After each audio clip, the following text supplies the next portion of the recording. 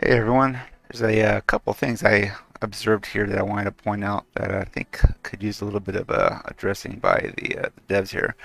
First off, I haven't played multiplayer yet, but I did go in here and look at it, and this is what it shows as far as like the servers and everything, which honestly isn't a lot. I mean, first off, when you go to create it, you can see that it'll show you which map you want to choose and which difficulty you want to choose and whether it's private. Those things I think right there should be available on this first screen right here to show you whether or not you can first off join it, because if it's private or not, but secondly which reserve map you're getting into, and also whether or not what the difficulty setting is that the players in there are playing at if you want to join it. So I think that's something that should be addressed and corrected to give a little bit more detail to.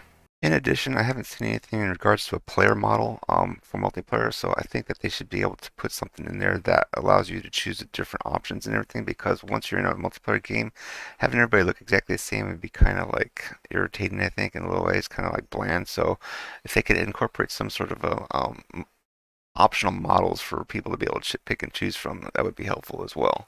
All right, another area I looked into was under the controls, and while we don't have obviously a lot of options as far as like adjusting the keybinds and stuff like that yet, some things they do have is pretty cool. Is about allowing you to adjust for controller look sensitivity for zooming in and out, which I'm not using a controller, but I could see that could be a potential benefit. But the mouse is what I do use, and I actually did increase both the look sensitivity and zoom sensitivity on it to allow me to like kind of pan and scan a lot easier and a lot quicker. So that helps as well. And I also decreased my steering sensitivity. I'll try that out later in the game, but I thought that the from what I did before, that it would help to crank it down just a little bit. So I think that's going to be helpful. But there are a couple things to look at right there that can to aid you in your game as well. And lastly, this is just a couple other little things that could help out. The head bobbing, I know people kind of get upset at how fast it bounces up and down there. It defaults to 100. I dropped mine down to halfway right there. So you can adjust that setting. It's one of the things you can look at here. A couple other things you could look at as well as, I mean, you could turn off your HUD if you want to, depending on how realistic you want to get with the screen, what you want to see and whatnot. That could be to your preference, I should say. It may not be helpful, but it could be to your preference.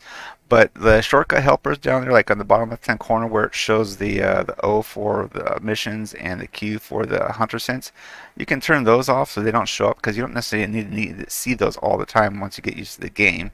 You can turn your Hud Compass off, which is at the top of the screen there if you so desire, which I currently have turned off.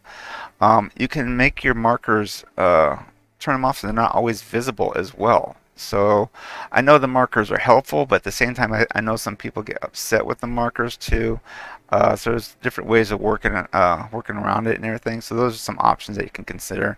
And then lastly, down here, some of the other stuff I have is that I turned off my the run from toggle, where it means it turns it on or turns it off, to holding. In other words, I have to hold down the button for it to run.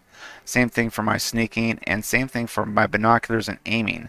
That way it doesn't stay up there default on the screen for you to just look at it. Look at your targets and things like that.